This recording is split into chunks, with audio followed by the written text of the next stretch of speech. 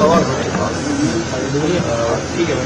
बड़ा भूस्खलन हुआ है, पहले से जानकारी थी और वहाँ पर छोटे वाहन इत्यादि से पहले से कोई जानवर की कुछ मार्ग कुछ जरूर लगे, वहाँ पर काम चल रहा है।